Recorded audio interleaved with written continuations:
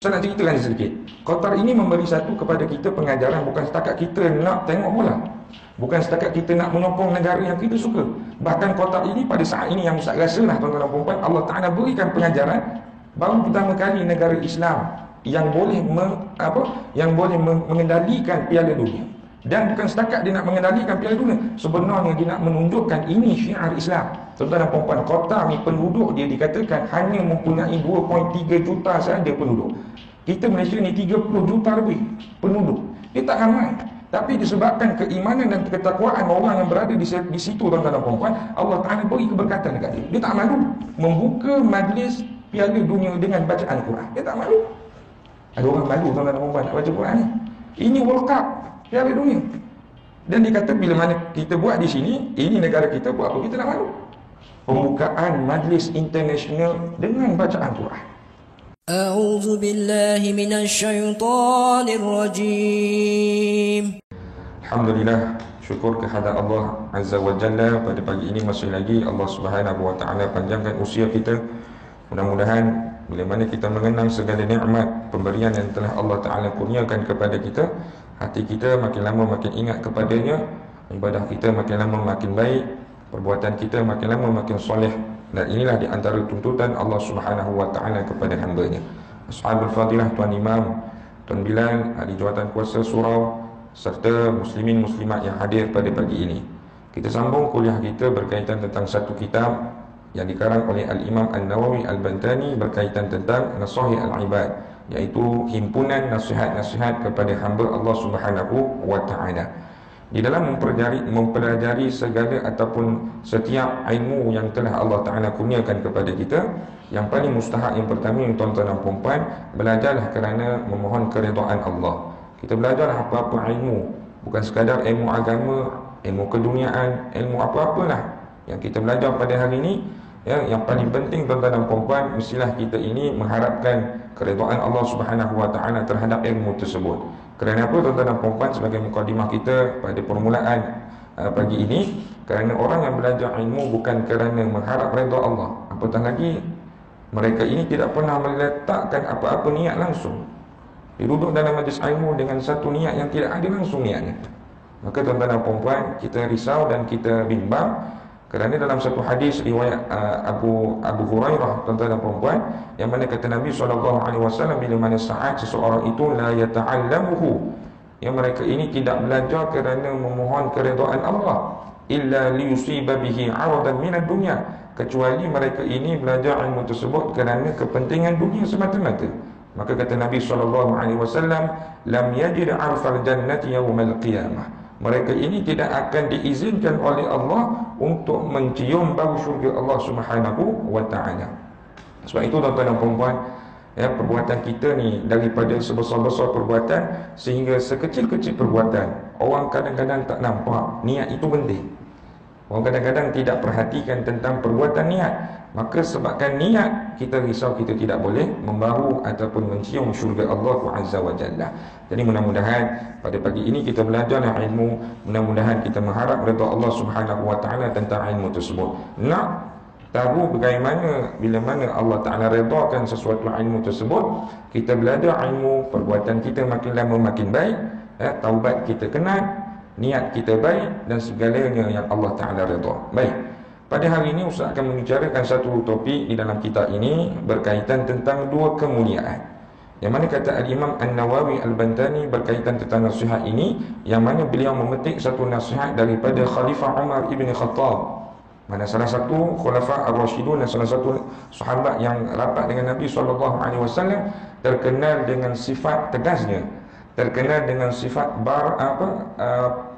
tegas dan berdisiplinnya, tuan-tuan dan puan-puan, Sayyidina Umar Ibn Khattab. Baik, kata Sayyidina Umar Ibn Khattab, izzud dunya bil mali wa izzul akhirah bi salihil a'mal, yang bermaksud kemuliaan dunia boleh diraih dengan harta dan kemuliaan akhirat boleh diraih dengan amal salih.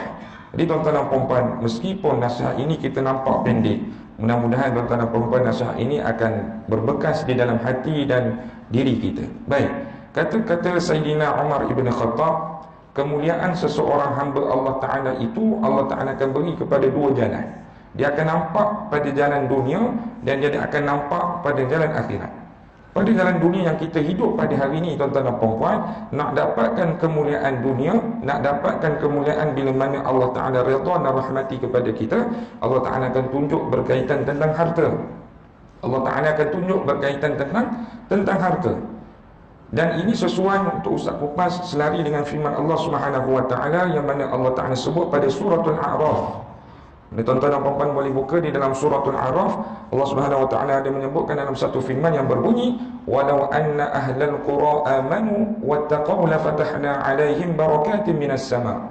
Yang mana Allah Ta'ala sebut pada ayat tersebut, sekiranya anna ahlal qura, sekiranya sesuatu penduduk di dalam sesuatu tempat ataupun kampung ataupun negeri tersebut amanu wattaqaw, mereka ini duduk di dalam tempat tersebut, dia beriman sungguh-sungguh pada Allah dan dia bertakwa kepada Allah Subhanahu wa taala, la fatahna alaihim barakatin minas sama, akan kami limpahkan kepada mereka keberkatan seluas mana, seluas langit dan bumi kepada mereka.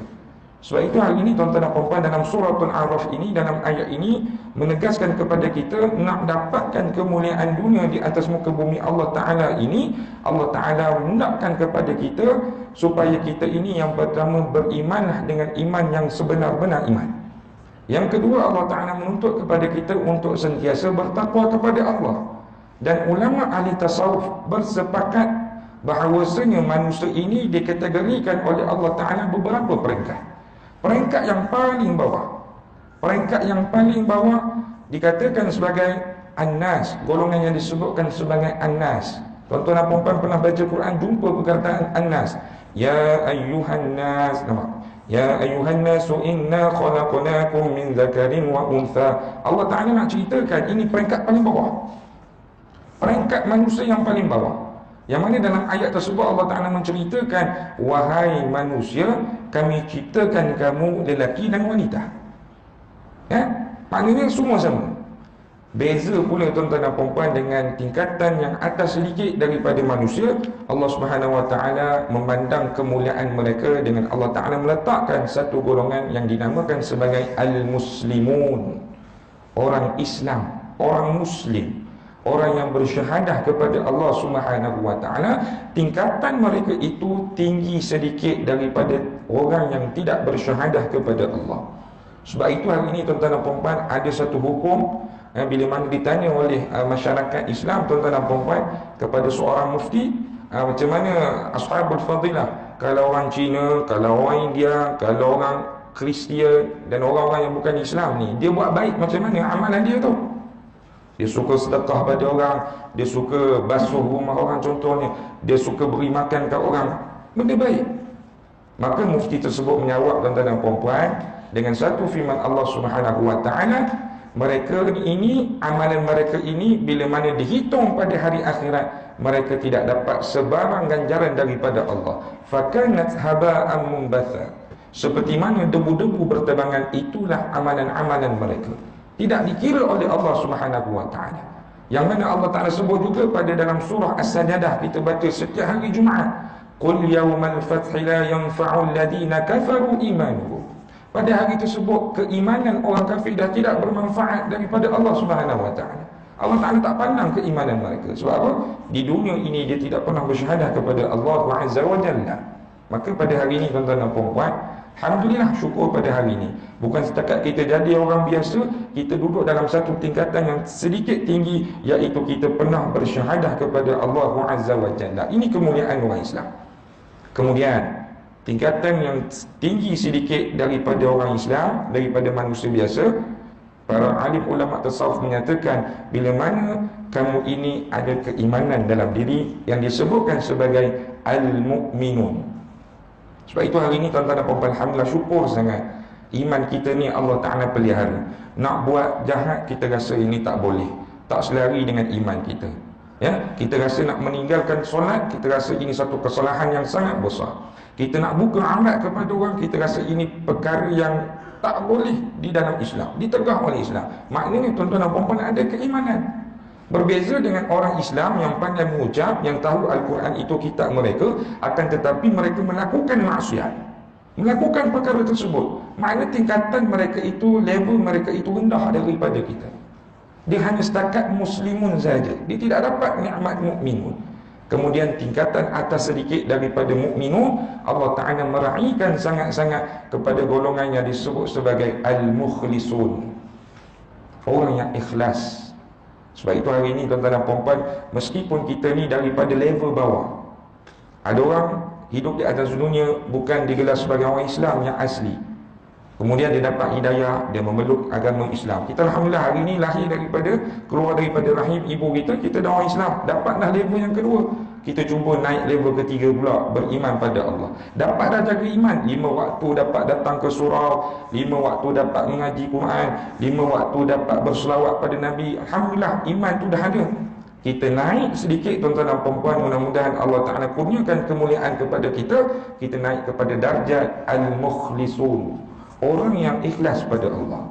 Tuan-tuan dan puan-puan, dalam kehidupan kita ni, jangan rasa ujian ikhlas tu Allah Ta'ala tak uji pada kita. Semua akan Allah Ta'ala uji.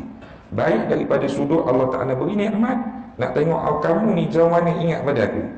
Sebab definisi terjemahan ikhlas ini, kata para alim ulama, adalah apabila kamu membuat seluruh ataupun setiap amalan kerana Allah, ingat Allah. Kerana Allah tu bermakna ingat Allah. Kalau kamu dapat nikmat, kamu sejauh mana ingat Allah. Kalau tak ingat Allah, makna kamu bukan orang yang ikhlas. Meskipun Allah Ta'ala uji dengan musibah, dugaan, kemalangan, tragedi, wabak dan sebagainya, sejauh mana kamu ingat Allah. Kita hari ini hidup kat Malaysia ni tuan-tuan dan puan-puan, mustahil kita tidak diuji dengan ujian dan bencana. Sejauh mana tuan-tuan dan puan-puan kita melihat bila mana saat Allah Ta'ala uji dengan wabak yang kita tak nampak. Pada saat itu tuan-tuan dan puan-puan semua kenal solat taubat, semua kenal doa kunut nazilah, semua kenal untuk kembali pada Allah. Tapi bila mana Allah Ta'ala tarik sedikit demi sedikit wabak tersebut, kadang-kadang pada hari ini dah mula rasa berat nak solat taubat. Dah mula rasa tuan-tuan dan puan-puan, alah ustaz, doa kunut nazilah tu sunat, dia tak payah buat pun tak apa. Sebab itu adakah kita ini dikategorikan sebagai orang yang ikhlas? Maka hari ini ubah mindset kita. Nak jadi orang ikhlas, bila mana saat Allah Ta'ala letakkan kita pada peringkat yang paling atas, yakni Allah Ta'ala beri nikmat, jangan cepat lupa pada Allah pada saat nikmat tersebut. Bila mana Allah Ta'ala uji kita dengan ujian musibah yang paling bawah, bila mana orang tak suka kita, orang pinggirkan kita, kita tidak ada harta, jangan cepat kita melatah dengan perkara-perkara yang kufur. Hari ini ramai tuan-tuan dan puan-puan, bila mana Allah Ta'ala letakkan dia paling bawah, yakni musibah yang paling dahsyat, mereka gadaikan iman, bunuh diri, bergaduh dengan suami isteri, tidak mengaku mak dan ayahnya, ya, ada sampai maki dan hamun Allah Ta'ala dan juga para nabi. Ini di antara orang yang tidak ikhlas pada Allah. Baik, nak naik level yang paling tinggi, sudah itu kata para alim ulama, level yang paling tinggi adalah kamu dapat capai nikmat taqwa pada Allah. Seperti mana yang Ustaz sebut tadi, yang mana Allah Ta'ala sebut dalam suratul A'raf, sekiranya orang yang duduk di suatu tempat beriman dan bertakwa. Nampak? Level paling tinggi adalah takwa. Setiap minggu kita datang solat Jumaat, biasa kita dengar ayat takwa. Nak suruh kita ni level paling tinggi. Tuan-tuan dan puan-puan, bila mana saat dapat keimanan, dapat takwa kepada Allah, Allah Ta'ala janji pada ayat tersebut, la fatahna 'alaihim barakatin minas sama. Kami akan buka kepada mereka itu berkat langit dan bumi, Allah Ta'ala beri pada mereka. Tuan-tuan dan puan-puan, apa makna berkat? Kalau kita dengar berkat ni apa ustaz? Kita pun sebut, orang Melayu sebut berkat. Saya nak ambil berkat lah dengan majlis ini. Tahu tuan-tuan dan puan-puan, di sini kalau ada orang Melaka, kalau kita habis saja kenduri kahwin, dia akan sebut, ambillah ni berkat daripada saya. Kenapa? Dipakai perkataan berkat. Baik, ulama bersepakat menyatakan berkat bermaksud ziyadatul khair, perbuatan yang menambahkan kebaikan. Contoh, tuan-tuan dan puan-puan, ada anak tuan-tuan dan puan-puan tu, tuan-tuan lahirkan anak tuan-tuan dan puan-puan tu, dan anak tersebut memberikan kebaikan pada kita. Kita suruh dia buat baik, senang. Bila mana kita nak melaksanakan solat, dia ikut serta. Bila mana dia nak keluar, dia minta izin dengan kita. Dia tidak pernah meletakkan sesuatu bebanan kepada kita, bahkan dia membuatkan kepada kita ini merasa selesa dengan kebaikan dia. Maknanya anak itu berkat. Seperti mana yang Allah Ta'ala ceritakan bila mana saat Nabi SAW dilahirkan di kota suci Mekah, keberkatan tu ada. Pak saudara Nabi yang bukan Islam rasa seronok nak pegang Nabi. Ya, kambing-kambing, lembu-lembu pada saat itu yang tidak mempunyai susu, adanya Muhammad ibn Abdullah, banyak susu-susu pada waktu tersebut. Yang kita tahu tuan-tuan dan puan-puan, tanah suci Mekah ni bukan macam kita, bukan macam Malaysia. Banyak pokok, banyak sungai, banyak laut, tak ada. Dia semua kering kontang, tak ada apa-apa. Bila mana Nabi Muhammad SAW turun pada waktu tersebut, keberkatan ada, Allah Ta'ala letakkan di kota suci Mekah. Mana berkatnya Nabi Muhammad? Kalau kita ada kereta, contoh kenderaan kita itu kita selalu pandu kepada jalan-jalan yang baik. Makna kenderaan kita itu diberkati oleh Allah. Mudah cerita, berkat ini bila mana sesuatu perkara yang kita ada, kita menambah baikkan dengan kebaikan, itu tanda berkat. Baik. Jadi sebab itu tuan-tuan dan puan-puan, yang pertama ini Allah Ta'ala kata, bila mana seseorang yang berada di satu tempat, ya, beriman dan bertakwa kepada Allah, Allah Ta'ala akan menganugerahkan keberkatan dunia, langit dan bumi kepada dia. Tuan-tuan dan puan-puan, pada hari ini yang Ustaz yakin kita semua pada hari ini terbuka mata dengan negara Qatar. Tuan-tuan dan puan-puan yang lelaki memang sukalah tengok bola, tuan-tuan dan puan-puan. Baik, Ustaz nak ceritakan sedikit. Qatar ini memberi satu kepada kita pengajaran, bukan setakat kita nak tengok bola, bukan setakat kita nak menyokong negara yang kita suka. Bahkan Qatar ini pada saat ini yang Ustaz rasalah tuan-tuan dan puan-puan, Allah Ta'ala berikan pengajaran, baru pertama kali negara Islam yang boleh mengendalikan Piala Dunia. Dan bukan setakat dia nak mengendalikan Piala Dunia, sebenarnya dia nak menunjukkan ini syiar Islam. Tuan-tuan dan puan-puan, Qatar ni penduduk dia dikatakan hanya mempunyai 2.3 juta saja penduduk.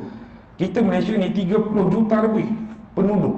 Dia tak ramai, tapi disebabkan keimanan dan ketakwaan orang yang berada di situ, tuan-tuan dan puan-puan, Allah Ta'ala beri keberkatan dekat dia. Dia tak malu membuka majlis Piala Dunia dengan bacaan Quran. Dia tak malu. Ada orang malu tuan-tuan dan puan-puan nak baca Quran ni. Ini World Cup, Piala Dunia. Dan dia kata bila mana kita buat di sini, ini negara kita, buat apa kita nak malu? Pembukaan majlis international dengan bacaan Quran. Nampak tuan-tuan dan puan-puan? Dikatakan semalam Ustaz baca utusan online, tuan-tuan dan puan-puan, di Qatar itu, bila mana ada ni Piala Dunia, dia dapat menarik penonton yang datang ke Qatar tersebut, lebih kurang 500 orang memeluk Islam. 500. Subhanallah, tuan-tuan dan puan-puan. Mak Saleh ni teruja bila mana masuk tandas di Qatar ni ada air. Sebab dia kata budaya dia tak pakai air, hanya pakai tisu. Ada yang orang yang memang tak bersih langsung. Tuan-tuan dan puan-puan, sebenarnya Allah Ta'ala nak buka mata kita. Ini negara yang Allah Ta'ala berikan keberkatan. Janji kamu beriman, kamu bertakwa pada Allah. Asal Qatar ni tuan-tuan dan puan-puan tidak mempunyai apa-apa aset langsung, negara miskin.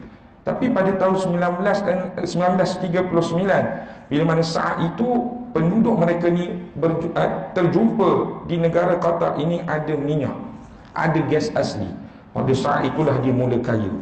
Dia boleh beli kelab bola yang paling kaya pada hari ini, iaitu PSG dan sebagainya. Dia ada pula Qatar Airlines. Ustaz bukan nak mempromosikan Piala Dunia, tapi Ustaz nak ceritakan tuan-tuan dan puan-puan, bila mana saat kita beriman dan bertakwa kepada Allah, kamu nak apa, Allah Ta'ala akan beri. Apalah sangat dunia ni. Maka pada hari ini, kalau kehidupan kita ini masih lagi tidak mendapat keberkatan Allah, cek dua perkara. Sejauh mana keimanan kita, sejauh mana takwa kita pada Allah. Jangan duduk level paling bawah seperti manusia biasa. Sama macam orang Cina, sama macam orang India. Dia buka aurat, kita buka aurat. Dia minum arak, kita minum arak. Dia tinggal solat, kita tinggal solat. Macam mana nak dapat keberkatan? Tak akan dapat. Kerana ini janji Allah Azza wa Jalla. Baik, sebab itu kata Sayyidina Umar ibn Khattab, kemuliaan dunia Allah Ta'ala akan berikan dengan harta. Macam mana berlaku pada Qatar pada hari ini. Dia dapat kemuliaan dunia dengan harta, tapi bukan sebab salah menggunakan harta. Dia menjadikan keimanan, ketakwaan dan sebagai aspek untuk mendapat redha Allah, dan Allah Ta'ala anugerahkan kepada mereka harta yang berkah. Baik, yang kedua, kata Sayyidina Umar ibn Khattab, mu'izzul akhirah bi salihil a'mal. dan kemuliaan akhirat boleh diraih dengan amal soleh. Di tuan-tuan dan puan-puan, kehidupan kita lepas pada ni akan singgah beberapa alam selepas pada ni sebelum kita masuk ke dalam syurga. Salah satunya alam barzakh, alam perkuburan kita, di mana tuan-tuan dan puan-puan tidak boleh lari. Dan tajuk kematian ni pun Ustaz pernah cerita pada bulan lepas. Kematian itu pasti. Maka tuan-tuan dan puan-puan nak dapatkan kemuliaan pada hari akhirat, hari ini jangan malas buat soleh. Hari ini jangan malas buat amal ibadah. Buatlah yang dengan banyak, dengan ikhlas pada Allah. Baik. Sebab itu pada ayat yang sama dalam suratul A'raf, Allah Ta'ala memberikan ancaman kepada manusia. Kalau kamu beriman, kamu bertakwa, kamu akan dapat ini. Baik, dalam ayat yang sama juga Allah Ta'ala kata, di sebalik tersebut, sekiranya kamu tidak beriman, tidak bertakwa kepada aku, apa yang Allah Ta'ala beri? Allah Ta'ala akan beri, walakin kazzabu fa'akhadnahum bima kanu yaksibun. Dan sekiranya bila mana seseorang itu mendustai ayat-ayat perintah Allah, Allah Ta'ala akan kenakan kepada mereka azab atas apa yang dia lakukan. Tuan-tuan dan puan-puan yang dirahmati oleh Allah, ayat ini mengetuk kepada kita dua pintu. Pintu yang pertama, Allah Ta'ala kata siapa buat baik dapat ini, siapa yang buat jahat dapat ini. Makna kata ayat ini dah jelas. Tidak boleh orang kata saya dilahirkan dalam golongan yang tidak baik sebabkan ini takdir azali. Salah. Ustaz, buat apa saya bertaubat Ustaz? Saya dah memang kehidupan saya daripada kecil, mak ayah saya ajar saya kena duduk di lorong inilah jual badan. Ini takdir saya azali, saya buat apa bertaubat? Tuan-tuan dan puan-puan, ini pegangan orang yang tidak betul. Sebab Allah Ta'ala cerita ke terang-terang ini, perbuatan tersebut atas asbab kamu yang pilih. Kalau kamu pilih menjadi orang bertakwa, beriman, kamu akan dapat keberkatan daripada Allah. Kalau kamu pilih sebaliknya, mendustai ayat-ayat Allah, Allah Ta'ala akan letakkan azab kepada kamu atas sebab perbuatan kamu sendiri. Tuan-tuan dan puan-puan, dalam surah An-Nisa, Ustaz terbaca satu ayat yang kadang-kadang Ustaz baca, tuan-tuan dan puan-puan, Ustaz mari termenung. Kenapa Allah Ta'ala cerita macam ni? Kita nak tahu? Salah satu firman Allah Subhanahu Wa Ta'ala dalam surah An-Nisa juzuk yang kelima, Allah Ta'ala sebut, innal ladhina kafaru wa kazzabu bi ayatina sawfa nuslihim nar kullama nadidat juluduhum baddalnahum juludan ghairaha liyadhuqul adab innallaha kana azizan hakimah. Baik, ayat ini menceritakan tentang golongan yang mendustai ayat Allah yang kita nak cerita ni. Siapa tak buat amal soleh, siapa yang meninggalkan amal ma'ruf, siapa yang meninggalkan syiar Islam, golongan macam ni, apa yang Allah Ta'ala beri pada mereka? Allah Ta'ala akan bakar kulit mereka. Ustaz ada seorang sahabat yang kerjanya di SUKM. Dia ni pakar kulit. Bila Ustaz tengok ayat ni, Ustaz teringat kat dia. Ustaz pun call, apa sebenarnya special kulit? Dia kata, tuan-tuan dan puan-puan, kulit ni mewakili 16% dalam anggota tubuh badan kita. Memanglah tak nampak banyak, tapi 16% tu memang terkesan juga. Dan dia kata, tuan-tuan dan puan-puan, kulit ini ada 3 reseptor, ada 3 lapisan. Lapisan yang pertama adalah lapisan yang paling halus, iaitu bila mana kita menyentuh. Ini lapisan pertama. Contoh, tuan-tuan dan puan-puan, kita bersalaman kan, kita sentuh kulit orang, kita rasa, oh orang ni pegang aku. Ini lapisan yang paling bawah. Lapisan ke dalam sedikit, tuan-tuan dan puan-puan, dia kata lapisan panas dan sejuk. Tuan-tuan dan puan-puan main masuk dalam surau ni, rasa oh sejuk ni aircon ni, sampai tahap kena pakai stocking. Sebab apa? Kulit dah mula rasa sejuk, dah masuk dalam sikit. Lapisan yang ketiga, tuan-tuan dan puan-puan, dalam sikit lagi adalah lapisan sakit. Bila mana tuan-tuan cubit, ya, tuan-tuan ambil pisau, tuan-tuan toreh, rasa sakit dia, pedih dia, itu lapisan yang ketiga. Dan tahap yang paling terakhir, kata doktor tu, tuan-tuan dan puan-puan, adalah rentung. Rentung ni tak dia rasa dah, buatlah macam mana kat dia, dia tak rasa dah. Sebab itu, tuan-tuan dan puan-puan, kita teringat tragedi yang anak-anak tahfiz yang Allah Ta'ala uji di Kuala Lumpur tu, meninggal di dalam pusat tahfiz tersebut. Orang yang sekitar tu kata, mula-mula saya dengar anak-anak ni menjerit, lama kelamaan dalam 20 minit macam tu dia senyap. Sebab apa, tuan-tuan dan puan-puan? Kulit dia tu dah sampai pada tahap rentung dah, dia tak rasa apa-apa. Lepas tu baru dia mati. Tuan-tuan dan puan-puan, sebab itulah dalam ayat ini Allah Ta'ala kata apa? Akan kami bakar kulit mereka. Makna kata, tuan-tuan dan puan-puan, dia akan mula-mula akan rasa, kemudian dia akan rasa panas, kemudian dia akan rasa sakit, kemudian dia akan rasa rentung. Dan Allah Ta'ala cerita, dan kami akan kembalikan kulit yang baru kepada mereka. Kena balik. Mula-mula dah rentung dah, kita ingat dah tak rasa. Allah Ta'ala jadikan salin kulit yang baru, mula balik azab tersebut. Kerana apa? Allah Ta'ala nak sebut liyazuqul adab, supaya dia ni rasa azab. Inilah kepedihan azab yang Allah Ta'ala janji pada mereka. Sebab itu hari ini tuan-tuan dan puan-puan, sangat-sangat tidak berbaloi kalau kita mendustai ayat-ayat Allah. Sangat-sangat tidak berbaloi. Kalau kita meninggalkan solat, kalau kita mendahaka kat mak ayah, kalau kita ni menghina jalan para nabi, sangat-sangat tidak berbaloi. Tolong taubat pada hari ini. Kenapa? Yang akan menerima siksaan adalah kita sendiri. Kita yang akan menghadap nanti. Sanggup ke kulit kita ni Allah Ta'ala rentungkan, lepas tu jadi baru? Selama mana Ustaz? Wallahu Ta'ala a'lam. Kalau Allah Ta'ala takdirkan 60 tahun, rasalah 60 tahun. Kalau Allah Ta'ala takdirkan 1000 tahun, rasalah 1000 tahun.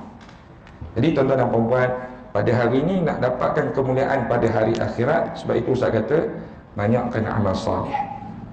Banyakkan amal soleh. Nak dapatkan amal soleh yang pertama tuan-tuan dan puan-puan, pada hari ini Ustaz nak membawa kepada ajakan, kepada dorongan yang pertama. Nak istiqamah dalam amalan soleh, tuan-tuan dan puan-puan kena perbaiki tauhid terlebih dahulu. Akidah kena betul. Kalau ada kelas di sini menganjurkan kelas akidah, duduk belajar. Orang yang kenal Tuhan, dia akan kenal diri dia. Orang yang tak kenal Tuhan, tuan-tuan dan puan-puan, dia merasakan diri dia seperti Tuhan. Ini bahaya. Tapi kalau orang yang kenal Tuhan, dia tahu bahawasanya dia ni seorang hamba yang memerlukan semuanya pertolongan daripada Allah Azza wa Jalla. Sebab itu tuan-tuan dan puan-puan, dalam salah satu firman Allah Subhanahu wa taala dalam suratul Ahzab. Tuan-tuan dan puan-puan, suratul Ahzab ini satu surah yang Allah Ta'ala menceritakan tentang peperangan Khandaq yang berlaku pada tahun 5 Hijrah Nabi SAW di kota suci Madinah. Baik, tuan-tuan dan puan-puan, dalam suratul Ahzab ini Allah Ta'ala nak cerita berkaitan tentang konsep tawakal pada Allah. Nampak? Pada saat itu tuan-tuan dan puan-puan, dikatakan tentera-tentera yang bukan Islam ni nak menyerang Islam ni, mereka ini seramai 15,000 orang.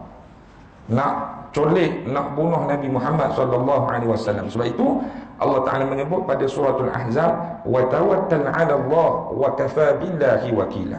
Wahai Muhammad, bertawakal pada Allah.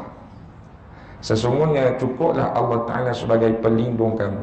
Sebab itu hari ini kadang-kadang kita ini nak melakukan amal soleh, terhenti di tengah jalan, tersekat di tengah jalan sebab kita tak ada keyakinan pada Allah. Bebanan kerja, bebanan hutang, bebanan masalah kita timbulkan dalam kehidupan. Lepas tu orang sebut, marilah bang, kita datang ke masjid ke surau, mudah-mudahan Allah Ta'ala selesaikan masalah abang ni. Kita pun pergilah atas niat, kita nak bersujud, kita nak berdoa, mudah-mudahan esok selesai masalah. Esok tak selesai masalah, ditambah lagi masalah. Bulan depan sama juga tuan-tuan dan puan-puan, ditambah lagi masalah, tak selesai. Sampai satu tahap dia kata, buat apa aku solat? Aku solat pun Allah Ta'ala tak bantu aku. Tuan-tuan dan puan-puan, ini konsep tawakal yang tidak dipenuhi oleh seseorang hamba pada Allah. Nampak? Tawakal ni maksudnya apa? Seorang sahabat bertanya pada Nabi, apa makna tawakal? Maka Nabi SAW tanya balik sahabat tadi, kamu ada unta? Ada. Apa yang kamu buat dengan unta kamu? Bila mana kamu berada di tempat-tempat ramai ni? Saya biarkan begitu saja, sebab saya bertawakal pada Allah. Kata Nabi, salah. Kamu kena ikat di pohon, di pokok mana-mana, dan kamu serahkan pada Allah. Itu maknanya tawakal. Makna apa tuan-tuan dan puan-puan? Dalam bertawakal pada Allah ni, yang pertama kena ada usaha, ikhtiar, minda yang waras, fikiran yang positif. Okey, ada masalah. Adakah kita nak lepaskan masalah macam itu saja tanpa ada jalan penyelesaian, usaha? Saya doa je Ustaz, nanti settle lah benda tu. Tidak boleh. Kena ada usaha terlebih dahulu. Dah habis usaha dah habis usaha, dah habis cuba sedaya upaya, last sekali barulah bertawakal. Itu dinamakan sebagai tawakal. Dalam konsep peperangan Khandaq sekalipun, bermula pada 16 Ramadan, Nabi dah mula gari parit. Nabi dah mula buat parit tersebut tuan-tuan dan puan-puan. 16 Ramadan, pada saat orang berpuasa ni, Nabi dah start buat usaha tu ada. Makna kata dalam nak menginginkan syurga yang bawahnya ada sungai, yang dalamnya ada makanan yang lazat, yang dalamnya ada bidadari syurga dan sebagainya, pada hari ini tidak bolehlah kalau kita duduk di rumah hanya tidur, takkan dapat syurga tu.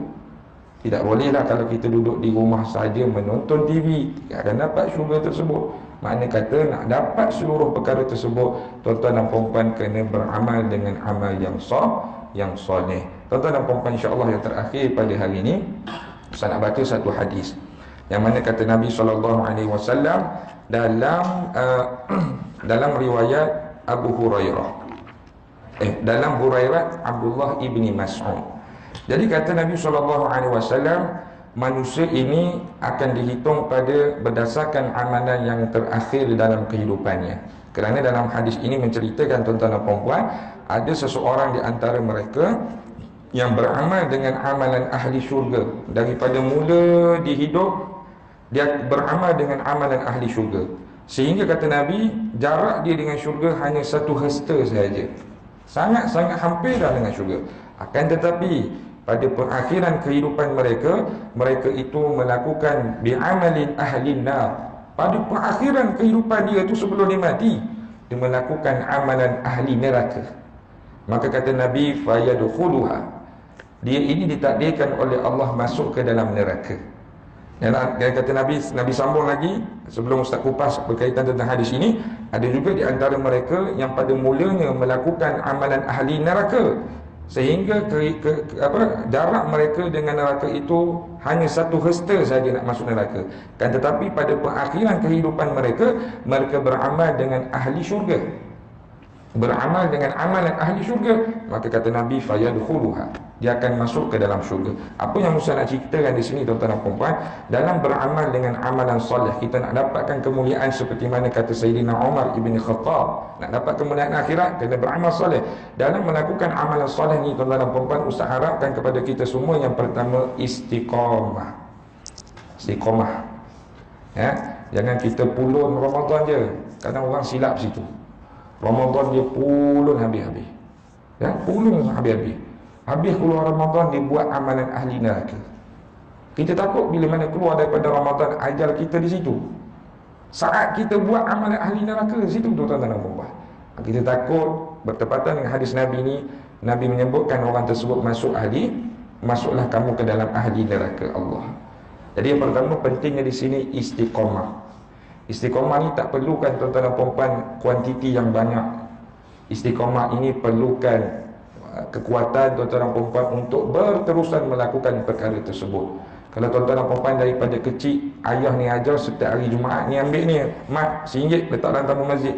Ustaz, saya daripada kecil buat macam tu sebab ayah saya didik. Maka teruskan amalan tersebut, walaupun RM1 setiap hari Jumaat masuk dalam tabung masjid. Kita nak macam tu, tuan-tuan dan puan-puan. Baik, ya. Yang kedua, dalam melakukan amalan soleh ini, bertepatan dengan hadis Nabi tadi, tuan-tuan dan puan-puan, mengajarkan kepada hamba, sekiranya dia merasakan dulu dia banyak sangat dosa. Ustaz, dulu ni saya tinggal solat sampai lebih kurang dalam 15 tahun saya tak solat, Ustaz. Buat pula saya nak ni, saya rasa banyak dah dosa saya. Tuan-tuan dan puan-puan, hadis ini mengetuk kepada kita, peluang untuk kita kembali pada Allah Ta'ala itu masih ada. Walaupun mesti daripada mula kita melakukan amalan ahli neraka, pada saat kita pada hari ini kembali pada Allah, turning point tu ada. Turning point tu ada, tuan-tuan sekalian. Hari ini tak nak kawan-kawan dengan orang jahat. Hari ini tak nak ambil perkara haram. Hari ini tak nak berzina. Dia ada turning point di situ. Sekiranya pada tahun ini, kalau Allah Ta'ala takdirkan dengan kematian, kita melakukan amalan-amalan ahli syurga, insya-Allah, janji, yakin, ini janji Nabi. Nabi kata fayadkhuluha, masuklah kamu ke dalam syurga. Ustaz tutup dengan satu kisah bertepatan dengan hadis ini, tuan-tuan dan puan-puan, yang Allah Ta'ala takdirkan pada satu kehidupan sahabat Nabi yang bernama Fudail bin Iyad.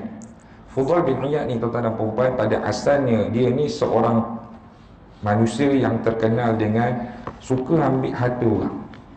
Mungkin barangkali pada hari ini kita boleh kategorikan sebagai peragut, perompak. Sebab orang pada saat itu kalau lalu di tempat Fudail bin Iyad, mesti semua harta diorang tu Fudail bin Iyad akan ambil. Satu tahap, tuan-tuan dan puan-puan, Satu masyarakat tu tuan-tuan dan puan, dia tak berani nak lalu jalan tersebut. Dia kata kalau aku lalu kat sini, aku jumpa Fudail bin Iyad, mesti harta aku akan habis. Baik, Fudail bin Iyad ni tuan-tuan dan puan, berpuluh tahun dia buat kerja tu. Berpuluh tahun. Satu hari baru dia nak panjat tembok, nak mencuri.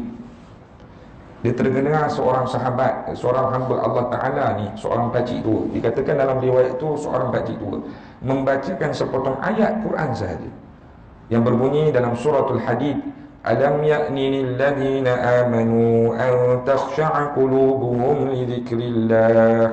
Yang bermaksud, Allah Ta'ala bertanya kepada hambanya, bilakah orang-orang beriman ni boleh sampai masa hatinya mengingati aku, dalam keadaan hatinya khusyuk, ingat pada aku. Ialah mungkin Fudail bin Iyad ni orang Arab. Orang Arab, dia faham. Dia dengar tuan-tuan dan puan, terus dia terkejut.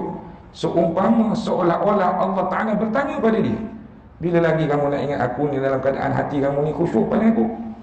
Tuan-tuan sekalian, terus dia menangis. Dia bertaubat sungguh-sungguh. Dia tinggal perkara tersebut. Dia menangis setiap malam, sebab dia rasa satu kedukan yang sangat hebat. Bila mana saat pakcik tadi baca, seumpama Allah Ta'ala bertanya pada dia, bila lagi kamu nak bertaubat kepada aku, sedangkan kehidupan Allah Ta'ala beri pada dia, nyawa Allah Ta'ala beri pada dia. Jadi sebab itu pada hari ini tidak terlambat kita nak kembali pada Allah. Meskipun dulu sejarah hitam banyak dalam kehidupan kita, tinggal solat, ambil perkara khurafat, minum arak, buka aurat. Jangan kita ni berputus asa dalam rahmat Allah. Selagi Allah Ta'ala panjangkan usia kita, anggaplah itu tiket Allah Ta'ala sayang supaya kita ni kembali pada dia. Bukan satu tiket kita nak buat lagi perkara jahat. Jadi mudah-mudahan dua perkongsian yang Ustaz ceritakan tadi, nak dapatkan kemuliaan dunia, kena beriman, bertakwa pada Allah. InsyaAllah keberkatan langit dan bumi Allah Ta'ala akan beri pada kita. Banyak jutawan-jutawan di luar sana tuan-tuan dan puan, bila mana saat kita pernah mendengar kisah mereka, dia daripada tak ada apa-apa, Allah Ta'ala berikan harta seluas langit dan bumi. Kadang-kadang dia menceritakan disebabkan kekuatan tahajud, kekuatan sentiasa mohon doa pada ibu dia, kekuatan beri sedekah pada orang lain pula. Banyak cerita. Makna kata tidak mustahil bagi Allah nak berikan keadaan seperti itu kepada kita. Yang kedua, kita belajar nak dapatkan kemuliaan akhirat mulai pada hari ini, beramalah dengan amalan soleh. Ya, insya-Allah tuan-tuan dan puan-puan, dalam beramal dengan amalan soleh itu beristiqamah seperti mana Ustaz pesan tadi. Mudah-mudahan kita mati dalam keadaan, kata Nabi, seperti mana kita mati dalam keadaan melakukan amalan ahli syurga kepada Allah. Cukuplah setakat itu pada pagi ini. Yang baik datangnya daripada Allah, yang kurang yang lemah itu daripada diri saya sendiri.